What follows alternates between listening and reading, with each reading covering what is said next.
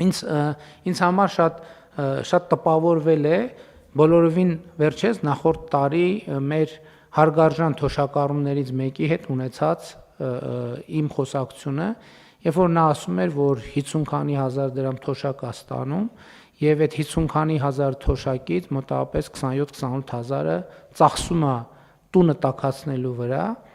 բայց արդյունքում տունը չի էլ տաքանում։ Եվ ինքը ասում էր, որ հիմա դու պետք է կառավարությունը թոշակը բարձրացնի, որպեսզի ինքը գոնե կարողանա տաքանալ։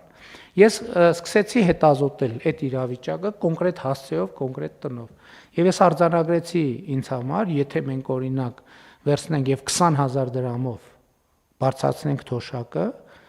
նույն քաղաքացին էլեկտրական էներգիայի վրա եւ տուն տաքացնելու վրա ծախսելու արդեն ոչ թե 27,000 դրամ, այլ ծախսելու է 35,000 դրամ, բայց տունը միևնույնն է չի տաքանալու, որովհետեւ այդ տանը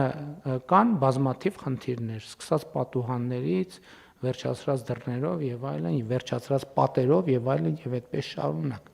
Եվ հետեւաբար մեր խնդիրը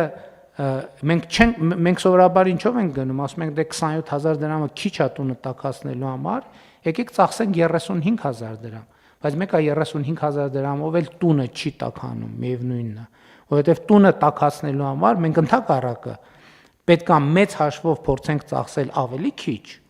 ասենք 18,000 դրամ, եւ ներդրումներ անենք, որպեսզի տունը բնակարանը էներգետիկ առումով ամբողջությամբ վերափոխվի։ Սա ես այդ օրինակի թոշակառուի օրինակի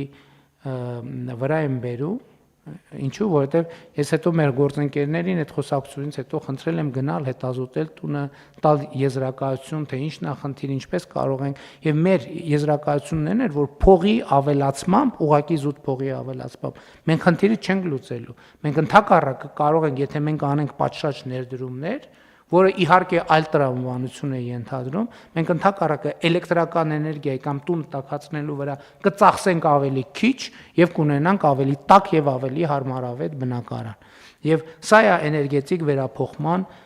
իմաստը, որը շատ բարդ թեմա է եւ այս թեման պլանավորելու եւ իրականացնելու համար շատ լուրջ հետազոտական, վերլուծական եւ ինտելեկտուալ աշխատանք է հարկավոր։ Հաջորդ նրբությունը, որի վրա ուզում եմ մեր ուշադրությունը հրավիրել, հետևյալն է, ազգային զարգացումը մենք այսպիսով ընդգծում ենք որպես տնտեսական քաղաքականության առանցքային բաղադրիչ, պետությունը որդեգրում է տարածքային մասնագիտացման մոտեցումը։ Ինչ նկատի ունենք։ Նկատի ունենք, որ մենք այդ թվում տարածքային զարգացման տրամաբանության մեջ պետք է նույնականացնենք այն առանձնահատուկ հնարավորությունները, որոնք հատուկ են տվյալ տարածքին։ Կլինի դա մարզի մասշտաբով, կլինի համայնքի մասշտաբով, կլինի գյուղի մասշտաբով, որովհետև այո, ընդհանուր առմամբ մենք ունենք քաղաքականություններ, որոնք կիրառելի եւ արդյունավետ կարող են լինել բոլոր տեղերում։ Մասնավորապես այն, որ բոլոր տեղերում պետք է լինի ճանապարհ, ոռոգման ջուր, խմելու ջուր եւ այլն եւ այդպես շարունակ, դա ակնհայտ է, բայց այնուամենայնիվ ամեն առանձին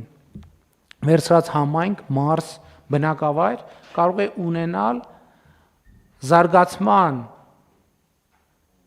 որոշակի յուրահատուկ ուղի ընտրելու տրամաբանություն, որի դեպքեր իմիջիայլոց հանրապետությունում արդեն իսկ կա։ Ասենք ամենահայտնի օրինակը Արենի համայնքը, որը կենտրոնացած է, ասենք գինու արտադրության վրա եւ ելի ուրիշ բնակավայրեր կան, որոնք ունեն իրենց առանձնահատկությունը եւ զարգացման ռազմավարություններ եւ մարտավարություններ որդեգրելիս մենք պետք է այս առանձնահատկությունները հաշվի առնենք։